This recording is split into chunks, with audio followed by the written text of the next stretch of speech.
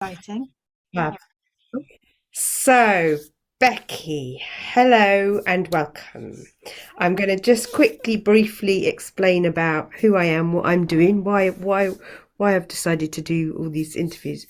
Because I haven't done any of the other interviews, and I suddenly realised people will come along and then they won't know me at all. So, we've never met other than this morning. So, I'm Amanda. I'm excited. I do massage, reflexology, Reiki, Bowen.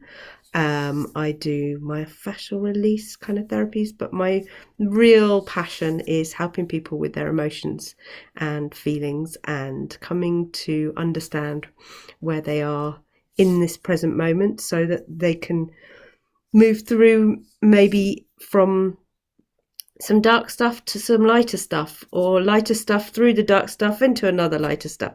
So uh that's my aim for these little interviews, is to connect people, understand about them, to be able to see where they're feeling, how they're at, but also to have a chat about your businesses too, because let's get promoting too. So that's Such a my lovely, motivation. such a lovely motive. Is that the Thank right you. word? I don't know. You'll find out words are Well, not my strong suit. So that doesn't matter, because I love meeting people as they are, who they are. Like me, my hair is a mess.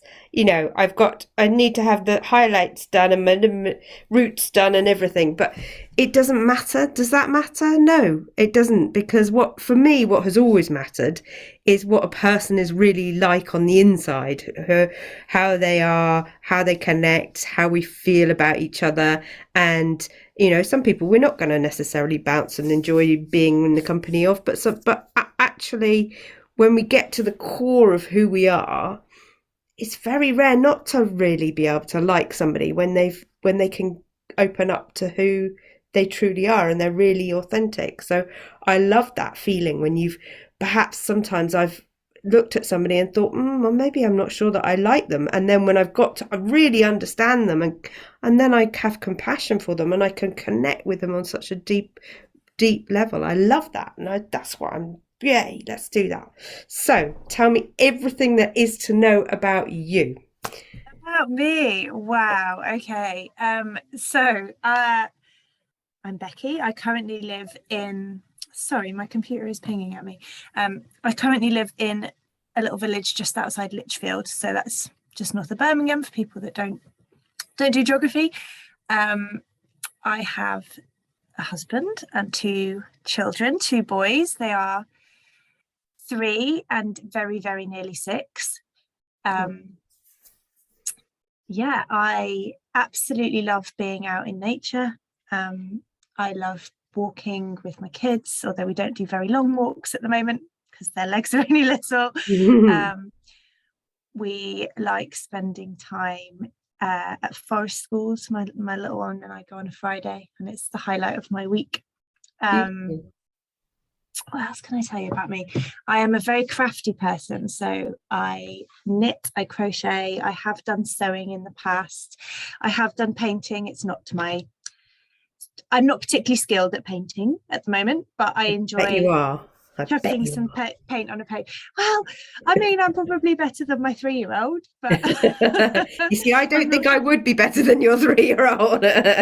he brought home a really lovely, they're doing autumn obviously at nursery at the moment, and he brought home this beautiful outline of a leaf, and I think they must have stuck a leaf down and then like finger painted all around it and took the leaf off. So effective. But he'd chosen some really lovely autumn colors, and he was so proud of it. I was like, it's beautiful. Oh, It's on my fridge. It made the fridge. yeah.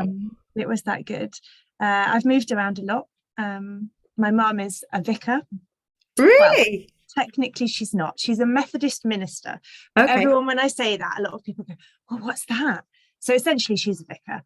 So I've moved around a lot with her growing up, and my dad, but my dad goes along for the ride just like us. Okay. They're living up near Newcastle at the minute. How The often do they move around? So the sort of minimum you stay somewhere is 5 years. Mm. Um, we've moved a fair amount. Is that all through your growing up, all through your childhood? Yeah, so my mum Mm. started her training when I was 7, Okay. just after I'd finished sort of infant school. My sister was just going into reception, so we did 2 years in central Bristol while she trained, and then ever since then, yeah, it's been every few years that we've moved. They did stay one place a little bit longer so that my sister could finish her A levels before they moved, Right. which was nice. Never gave me any of that courtesy. So, although to be fair, I always was moved just before an exam season or just after an exam season. So fair enough. Okay. Yeah, I like cooking. I like baking. I'm not very good at either, but I enjoy it. So yeah, I don't know what else you want to know, really. Well, I want to know about your work. So I want to know, what was your first job? Oh, my first job. Oh my goodness. My first job, I worked in a Burton menswear shop. I don't know if they even exist anymore, actually. No, I don't know if They they might do. have gone, I think they might have gone bust, but it was a Dorothy Perkins and Burton joined together, but I was on the men's side. When I started, it was like a Saturday job. I did it from 16. And I also, around the same time, I think I started in the shop first, but I also worked in a school doing the sort of before and after school clubs. So Okay. I did that whilst I was at school myself, which sounds crazy, but I used to get up, go to work at 6:45 in the morning. I'd work until at 8:30 at the before school club, and then I'd walk myself from the primary school down to sixth form. I'd do a full day at sixth form, and then I'd walk myself back to the primary school and do a couple of hours in the evening. How I managed and still carried on doing, just seems mad now. But I think I've always been one of these people that just works all the hours and does, fits in whatever they want to fit in. Yeah. Work hard, play hard, Yeah. So do you get a sense of satisfaction and joy from whatever you do, or is that particularly that was the right role for you at that time? Do you enjoy it because you love being around children, or? I've always loved children. So after I did go into teaching, so I taught special education after I did my degree and everything. So I've always loved being around kids. Education as a whole was not really the right fit for me. I loved my job. I was a great teacher. I'll be honest. I'll put my hands up. How many times do you say that? I was a good teacher. Well done. I was a great teacher, but the red tape and the paperwork and the stress, it was just too much. And when I had my own children, we made the decision that I wasn't going to go back. Partly financial, because it just wasn't worth going back and paying for the childcare. But also partly because I didn't feel like, and hats off to people that do it, but I didn't feel like I could ever be the kind of mum I wanted to be and the kind of teacher I wanted to be. I didn't feel like they would. Yeah. I'm a bit of a perfectionist, I think. Okay. And doing both, I would have to sacrifice one or the other, and I didn't want to do either. So I was like, well, I'm just going to be the best mum I can be, and the teaching can wait. So yeah. And so when did you start up your current business? Tell us about that. So my current business, I have a crafty business, which is great. I've always wanted to do something crafty. Since I was really young. When I started knitting, I was 19, I think. Okay. I'd done other things before that, but I finally got my grandma to actually teach me when I was about 19. And from that point on, I was like, oh, I want to do this. I used to want to own a yarn shop in a little cozy town. I'd have a yarn shop. People would come in and knit at my table and that kind of stuff. And then during lockdown 1, so this was 2.5 years ago, I did some emotional clearing with a very good friend of mine who, I don't know if you've heard of the spiral, which is essentially, it's really hard to explain, but it's linked to the chakra system. Right. And you go through and you kind of, I was very skeptical because having grown up the way I did everything outside of Christianity was all a bit unknown to me, and I was a bit like skeptical. I don't really call myself a Christian now, but Right. it still plays a big part in what how my brain works, I think. Yeah. And I was a bit skeptical about this thing, but she basically took me through all these different each chakra was linked to different emotions, and you kind of delve into what experiences you've had in your past that might be triggering those particular emotions and causing you to hang on to particular negative emotions, which are therefore stopping you from maybe moving forward. Yeah. So I went through the spiral with Well, her. sorry to interrupt, but did you decide to do this because you were in suffering in some way, or were you doing it? Lockdown was really hard for me, as I'm sure it was for a lot of people. I was at home with a 3-year-old and a baby at the time, and it was one of those things where I felt like I'd lost myself a little bit. Yeah. And all I was doing every day was getting up and spending all day with these 2 small people who, let's be honest, you can't have a proper conversation with. No. My husband was working from home, so I was trying to keep the kids reasonably quiet so he could work. And I found myself being like, well, who am I? Like, I didn't see any adults, because the only time you're allowed out for an hour, but of course my hour was with my children. Yeah. Like, because I couldn't just leave them. Yeah. So I took my kids out to the, walk around the green spaces near us for an hour. But yeah, I decided to do it. It was, my friend was offering it as a service at the time. So that was what she was doing as a job. She may still be, actually, but she hasn't been as active. She just had a baby herself. But she was offering it, and when I was reading the description, when something just resonates with you, and I was like, I feel like this is what I need to do. Okay. I need to discover who I am again a little bit. Anyway, as part of that, it came out that I was really, really keen on having this kind of craft business, and with her sort of coaching guidance, we kind of came up with she enabled me to come up with what I wanted to do at that point, which was making my crafty stuff to sell, which was what I started doing. Right. 2 and a bit years ago. I started in the August, so it's still quite a baby business, but it's changed so much since then. When I look back at how I started, I was literally just, I had started on Instagram and Facebook or whatever, and I was just posting pictures of things that I was making that I thought, oh, people might like this, and like it was popular. Like, I don't know whether it was people being supportive of me or people actually wanted to buy my things at the start, but but now I'm kind of, I've branched out a little bit, and I'm now teaching other people to craft, so crochet, knitting. And my real passion at the moment is encouraging people to take that time to turn off and switch off from their lives, because for me, crafting always has been an escape. Even through that period of lockdown where I lost myself a little bit.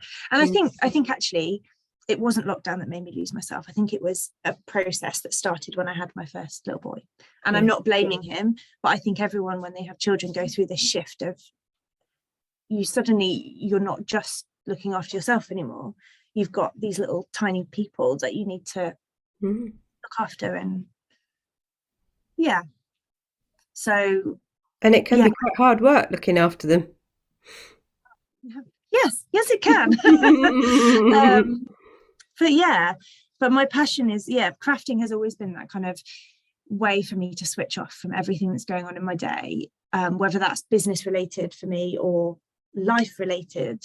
I can just sit for half an hour, whatever it is, even if it's a whole evening, and I'm so focused on whatever it is that I'm making that I'm not worrying about tomorrow. I'm not worrying about my to-do list. I'm not worrying about, my business hasn't, I've not posted on social media for my business today, or whatever it is. I'm not worrying about that. I'm in the moment and focused on something, and for me, it helps me then be refreshed and able to be better and more full of energy the next day, to be able to actually achieve a little bit more in my life or in my business or whatever it is. So yeah, that's what I'm keen on doing at the moment. In a way, it's your meditation. Oh yes, absolutely. Absolutely. And I occasionally will stick on like a meditation audio on YouTube, or like a couple of my friends post things occasionally on Facebook, and I will listen to that whilst I am crafting, because it's another way of tuning out the noise. Yeah. Yeah. What kind of things do you make? Have you made? All sorts. I made my hat today, which is covering up the the helmet hair, which I love how you come as yourself, but I still can't do helmet hair. So the hat goes on to cover that. But yeah, so the hat's mine. I make all sorts of things. I've bought a couple of things because you said brilliant. Yes. This is I make baskets. This has been sat in a box. It's a little bit squashed. So this is recycled fabric underneath and then cotton yarn over the top. So that's it's got a load of scissors in from one of my workshops. But so I make baskets. I'm really keen on recycling and using sustainable yarns where I can. So I don't use any plastics at all in any of my products. I also sell the patterns, because all the patterns I use are my own. So once I get them written, they eventually go up for sale. So I've got a few, the basket being one of them. So yeah, baskets. What else do they bring? This is one of my most recent. I'm a very big fan of colour, as you might be able to tell, and rainbows. Yeah. So, although the baskets you can get out the colours. So I made little rainbows, and that I sell as a kit as well, so you can make your own. People who want to spend a bit of time doing it themselves. And then I also bought my Christmas stockings. Oh, that's brilliant. I love Christmas, and I love Christmas too. I'm getting ready for Christmas already, which is good. Nice. Not in my personal life. I would like to say I have too many family birthdays yet, but yes, so Christmas stockings. But I'm really keen on, like I said, reusing where I can. So all of the fabric that I use in my baskets, I make coasters the same way. Yeah. I'm making bags the same way, is all kind of mostly cotton fabric that has been, like, if you've got a bed sheet that's got a rip in it or a hole in it, like I will wash it, cut the bits out I can use, and then turn it into. So does that mean a lot of kind of unwinding from stuff to get the thread? Oh, it's not thread. So it's the actual. So you're kind of ripping into. I literally cut it into strips. Yeah. Oh, okay. And I wind it up into a ball. So it's a little bit time consuming, but it's not as much as you're thinking. It's not right down into fibers. Okay. But it's sort of strips about that wide that I get out of it. Right. So it does take time to recycle and to cut it up, but it's better than it going to landfill. Absolutely, definitely. And I just find it really fascinating because I've never had the creative. Well, I guess I suppose that's one thing I do. I don't worry about what my hair looks like or what I look like, but I worry a lot about, if I was to ask to draw a picture, I would worry a lot about how that was, because it wouldn't be perfect enough, it wouldn't be good enough. So I think that's something that it's interesting, because you have to let go of, don't you? To just so I am a self-confessed perfectionist in a lot of my life. However, when it comes to knitting and crochet, I am very much, and I say this to people I teach or people I come across in life, I'm like, actually, for me, if I don't finish something, doesn't matter. If it goes wrong, doesn't matter. Because for me, it's not just about the end product. It's the process. It's often, it's the process of making, and that like you said, the meditative qualities and the mindful qualities of doing, as well as the end product. Obviously, if I'm going to be selling something, it's got to be right.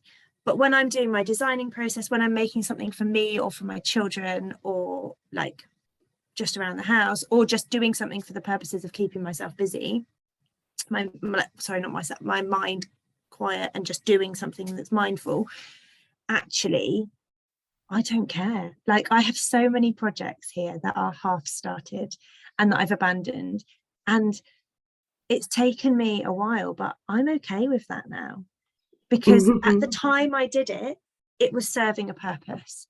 Yeah. It was helping me to unwind from the day. It was helping me to switch off. And if that's all that bit of crafting does, and it never becomes anything else, and eventually I'll pull it all out and make something else, then that's okay.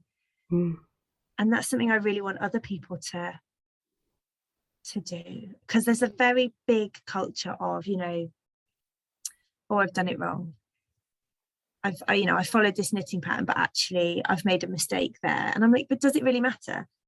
Is whatever you're making still going to fit you, or still going to serve the purpose it's intended for? I.e., if you're making a basket, is it still going to hold stuff?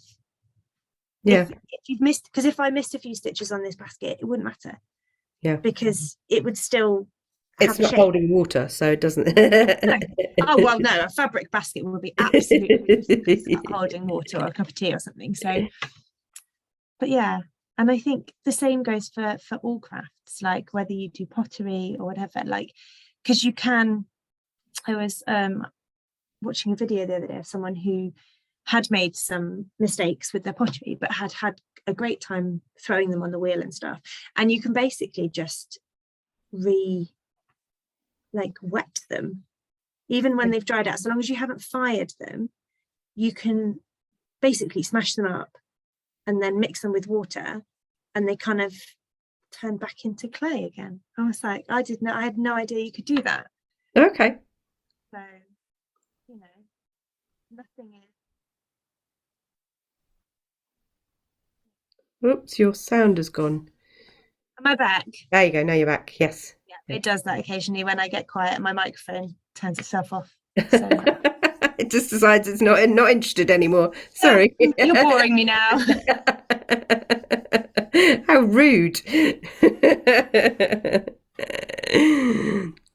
So where do you see yourself heading? Do you want to still, is the aim to kind of create that sort of cafe still, long-term aim? No, it's not. Okay.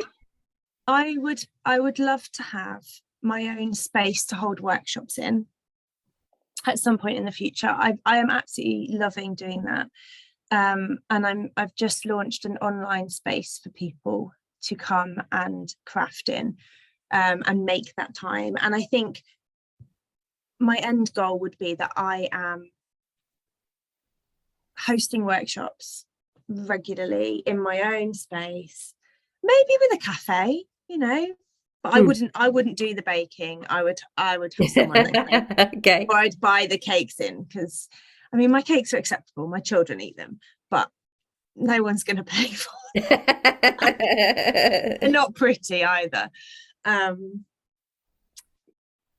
and I really, really just want my lasting impression to be that more people are taking time out of their busy lives to do something crafty and creative. Because it's so easy to make that the last priority, especially when you've got like a business and or children and or pets. If you've got a dog that needs walking, that's got to come ahead. But so many people just put themselves last and put their own well-being last, and I'm guilty of that previously, which is why I'm really keen on like encouraging people to kind of almost put it in your diary, like, which is why I've started up the Craft Hive as I have, because if people put something in their diary, they're more likely to do it, and if you're doing it with other people, you're more likely to do it, rather than just, oh yeah, I need to do the laundry, so that can wait, or I need to cook dinner for tomorrow, that can wait, or tonight. And for you, it's not about any kind of prescriptive craft either. You know, it's whatever anybody feels. No, yeah. So the Craft Hive is literally open to anything.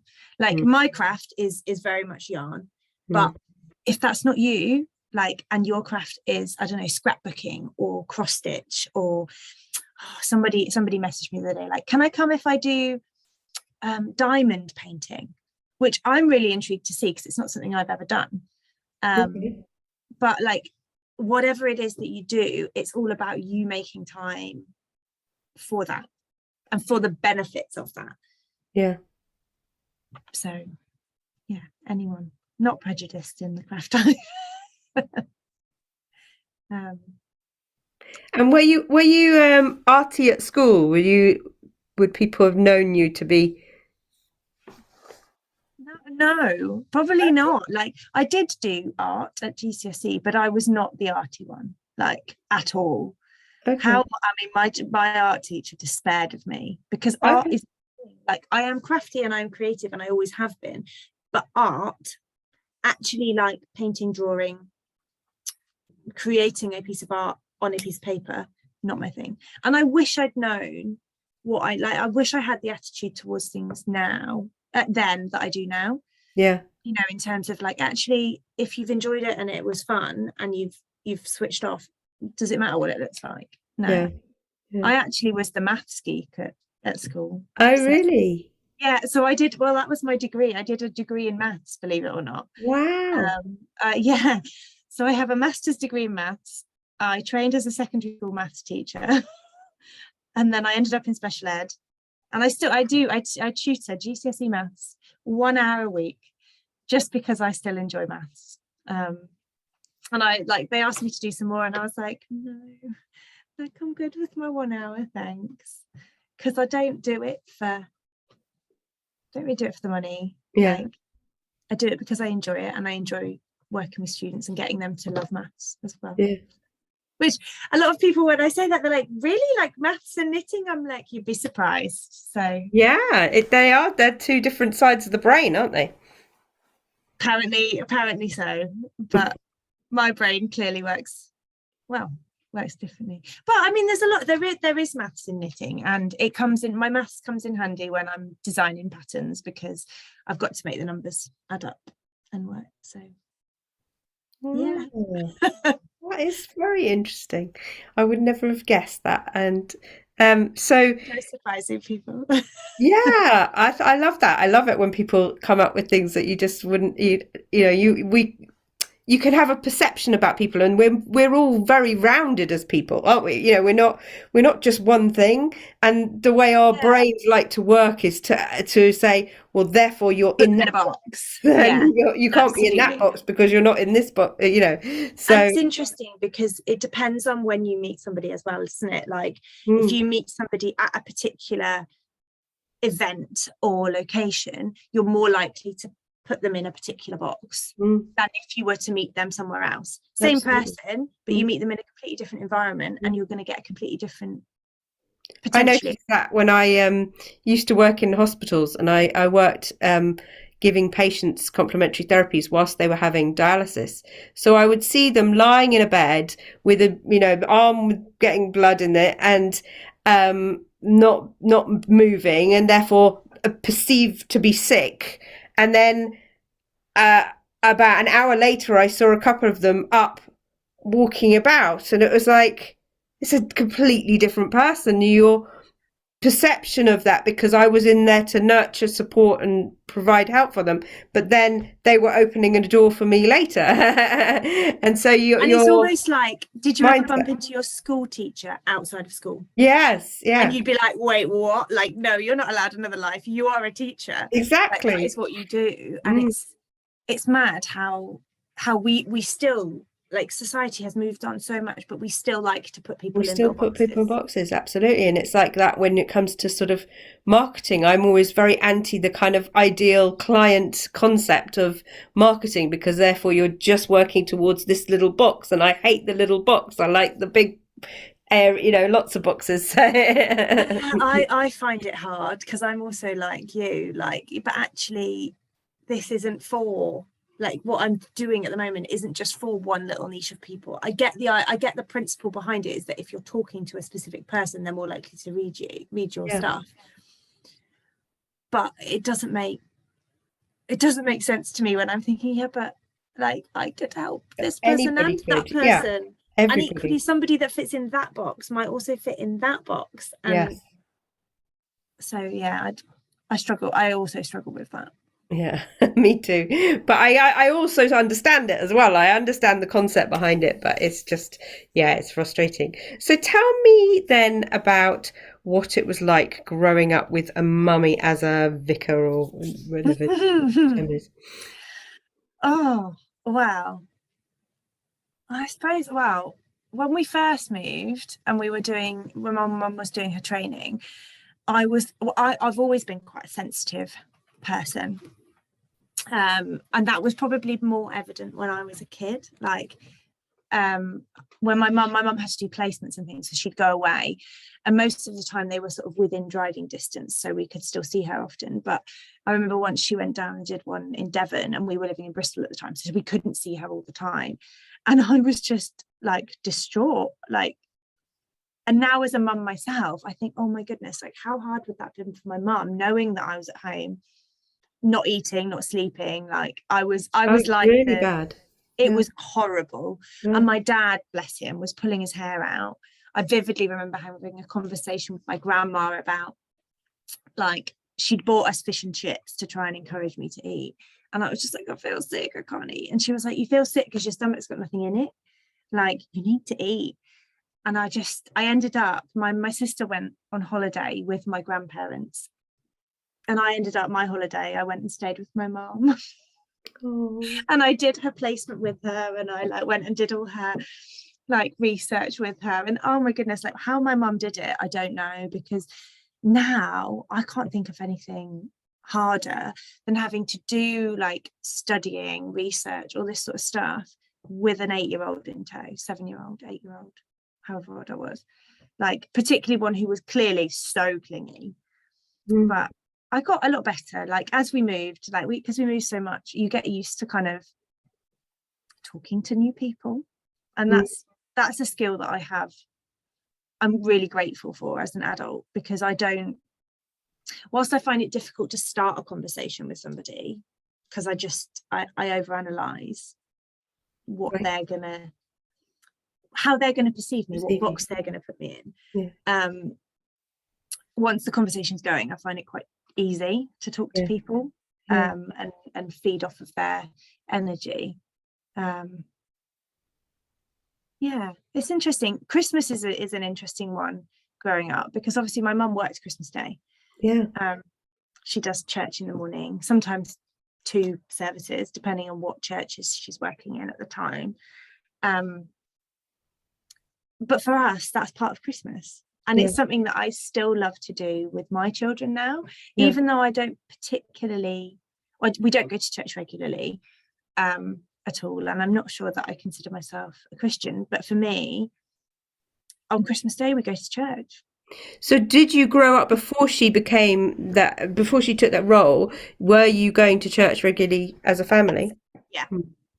Yeah. So my parents were a big part of the church when I was born. I mean, my granddad was also a Methodist minister, also a vicar. So he and my uncle also was. So it's my mum's family is very much within that. Yeah. And then my dad's parents were also part of the same sort of church network. That's how my parents met. So it's sort of built into the family. It's always been a big part of our lives. And we would like so much kind of church camps, Sunday school, that kind of stuff was instrumental in my childhood, really. And I wonder how like my kids are going to turn out, because they're not doing that stuff. But I don't think a lot of kids do. So no, it's hard to tell nowadays who does and who doesn't. But I certainly grew up with all of that myself, and I felt like it was slightly pushed on us that this is the way and there is no other choice. And so therefore you kind of feel like you want to step away. Well, I did. I felt more like I rebelled massively as a teenager. I pulled sort of probably after we did the last move before I left home. I went to university. We moved when I was 14. And after that, I think I massively just pulled away and rebelled a bit and went down a very different path, let's say. And I think that was probably, well, I wouldn't be where I am now if I hadn't done it. But I don't know if I would do it. I don't know if I'd want to make the same choices again if I could go back. Do you know what I mean? Do you remember, because I distinctly remember that a time when I said, no, I'm not going to go to church today. Yeah, vividly. So when we moved to that, we moved to Aylesbury in the home counties, and we'd moved from a church which had a really amazing teenage group, like, that would meet every week. We had like a youth club, all that kind of stuff. And the churches that my mum moved to had nothing, like nothing at all. They had like kids stuff for younger children, but nothing for secondary school age. And I was just like, I'm not going. Like, I'm not going to sit in a church with a load of adults and listen to some adult talking to other adults about stuff it's not going to be relevant. Basically, I was like, it's not going to be relevant to me. It's going to be boring. I don't want to go. And I think my parents were quite accommodating of that and were like, yeah, that's fine. You don't have to go. Oh, okay. Which was interesting. I was expecting a bit of a pushback, really. But I don't think they realised that by saying okay, they were kind of enabling the start of the rebellion, I suppose, the start of the pulling away. I think they were just trying to accommodate the fact that I just moved, I didn't know anybody, and there wasn't this ready built network of friends to slot into, whereas previously every other place we'd lived, that we'd just sort of like, when my mum was training, there was the other families of the people who were also training, and we just sort of slotted in with them and we made friends, and it was great because there was social events for the college and we'd go and we'd play with the other kids, and that was great. And then every other church we went to after that, there was always this network, and it was a given that you'd go on a Sunday and you'd make friends because there would be other kids in the Sunday school or in the group or whatever it was. But then when we moved, when I was 14, it was like, there isn't anything for you to slot into. So it felt a lot harder at that age. I mean, it's a hard age anyway, I think. But there was no slotting in. There was no ready-made friends, almost. So you were pulled to the dark side. Oh, absolutely. Absolutely. Fun. Well, yes. Yeah, I did. I feel like I made a lot of risky decisions, risky choices, and I was very lucky in some ways that things didn't end up differently. But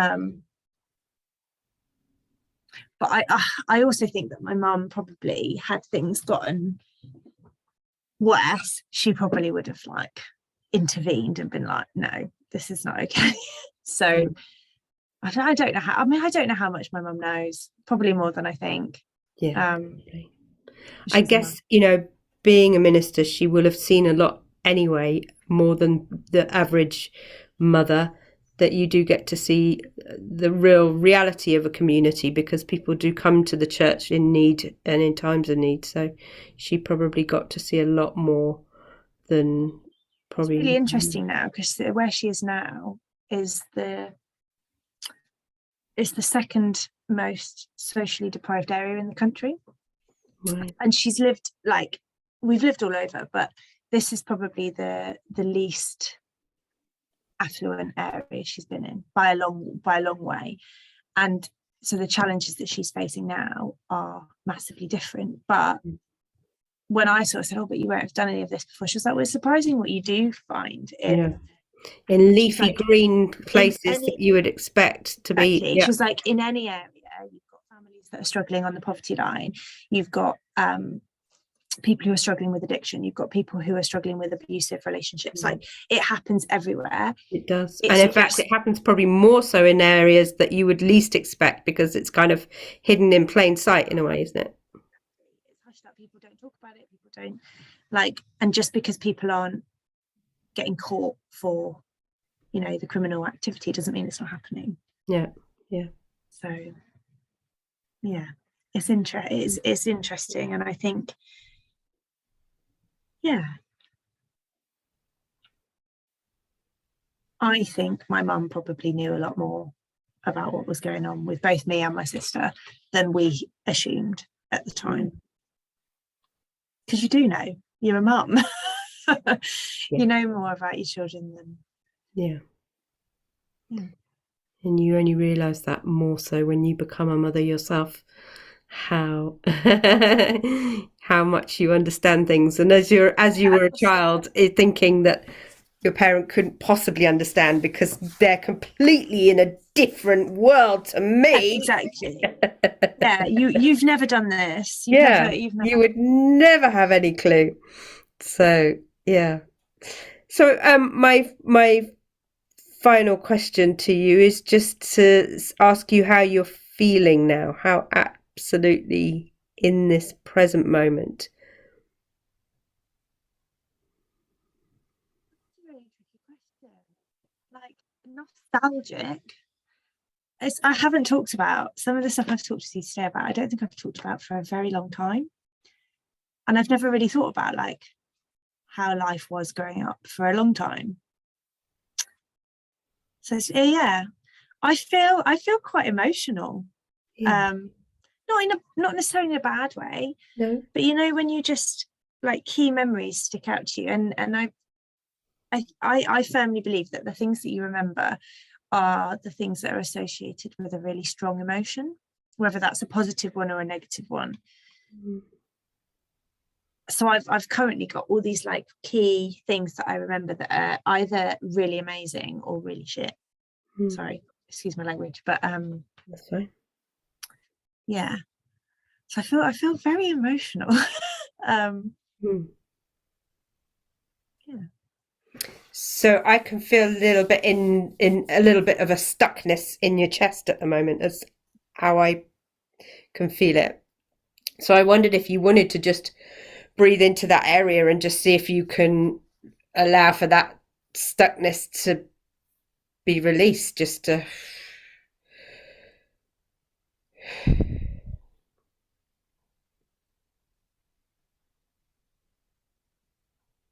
And often what I say to people is to visualize a colour or visualize a shape.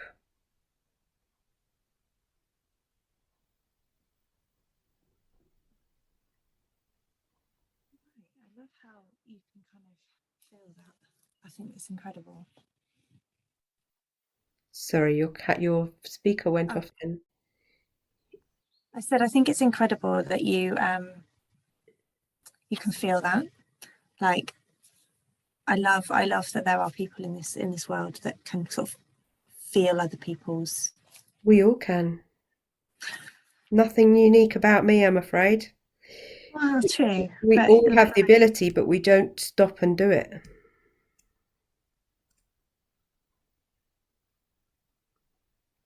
So yeah, it just to be present with that, allow for that to be, and in the allowing of that emotion, there's some anger there as well, there's some frustration as well. I feel like there's a mix of a whole, and with that is also there's anxiety that comes up with that. It's almost like a feeling of a block of... That's the primary one I get. Yeah. Just because going to that emotion can be really tough. And so I don't want you to go into something that you don't want to go into, but I just want you to acknowledge that there is that anxiety is just a layer over that emotion. And every time we just come into an acceptance of, yeah, this is here. It's okay. It's here. I'm fine with whatever was there. That all of these feelings are all valid.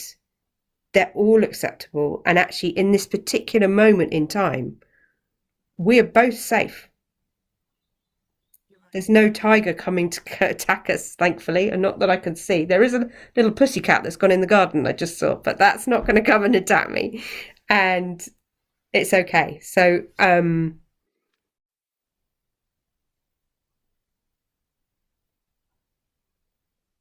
as we come into that awareness of everything,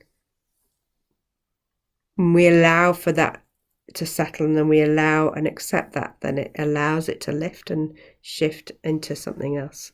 And the anxiety is the block. It's just this to try and stop us from feeling those feelings, because we don't want to go there and don't want to experience that pain or that suffering or whatever it was that was hard. And I don't want to go through that hard thing again, because I'll get stuck in that hard thing, because at that time you didn't know how to go through it. And that's exactly how I have been in my life. I don't want to feel the grief of my father dying. I don't want to feel that. It's not nice to feel grief. I want to move on from that. But in that resistance to actually feeling it, then there becomes a discomfort. That's something I need to remember, really, is that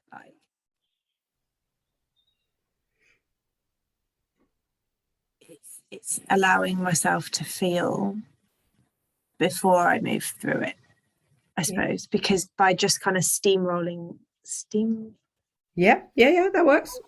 Steamrolling through everything, you don't deal with everything that's come before. I know what I mean. I don't know if that's come across. No, that makes perfect sense. Absolutely perfect sense. I need to remember that, because we all do. I need to remember it too, all the time. Just, it's okay to feel. It's okay to feel. Wow. Oh, what? I'm allowed to feel that really sad. And yeah, because if I really feel it, if I really step into that emotion, it's 45 seconds and it goes into another emotion. It just doesn't seem right, does it? Because we could get stuck in grief for decades.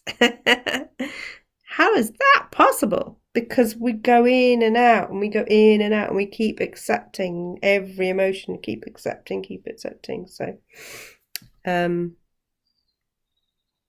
I just wanted to mention that, because I can feel it and aware of that. But as I talk about it and as we connect with it, it becomes freer. It's just loosens off. So thank you. Appreciate that, Amanda. Thank you. You're welcome. Thank you for sharing everything that you have shared today, and I appreciate you coming and being your authentic self and telling us. Very rarely show up as anything but. Perfect. That's absolutely perfect, and you're perfect in that, exactly. So thank you. You're welcome.